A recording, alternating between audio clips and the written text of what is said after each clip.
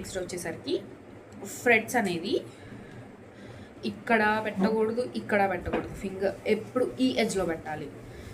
ఈ ఎడ్జెస్లోనే ఫింగర్ అనేది ఉండాలన్నమాట.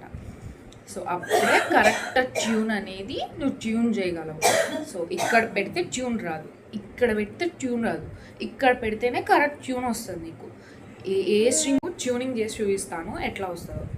సో ఇటు సైడ్ పట్టుకున్నప్పుడు ఎలా వచ్చింది, ఇక్కడ పెట్టుకున్నా ఇప్పుడు ఎలా వచ్చింది.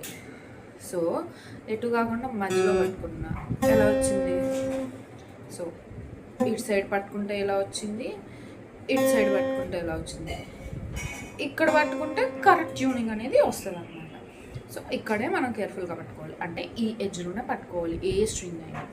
అండ్ ఇంకొక వర్నింగ్ ఏంటంటే, ఈ స్ట్రింగ్ పట్టుకున్నప్పుడు ఈ స్ట్రింగ్ ప్రెస్ అవ్వకూడదు. సెకండ్ స్ట్రింగ్ పట్టుకున్నాం అనుకో ఫస్ట్ స్ట్రింగ్ డిస్టర్బ్ అవ్వకూడదు, ఫస్ట్ స్ట్రింగ్ పట్టుకున్నాం అనుకో సెకండ్ స్ట్రింగ్ డిస్టర్బ్ అవ్వకూడదు. అలా కింద ఉన్న స్ట్రింగ్స్ అనేవి డిస్టర్బ్ అవ్వకూడదు పై స్ట్రింగ్ పట్టుకున్నప్పుడు. Okay, that's it for today. Bye.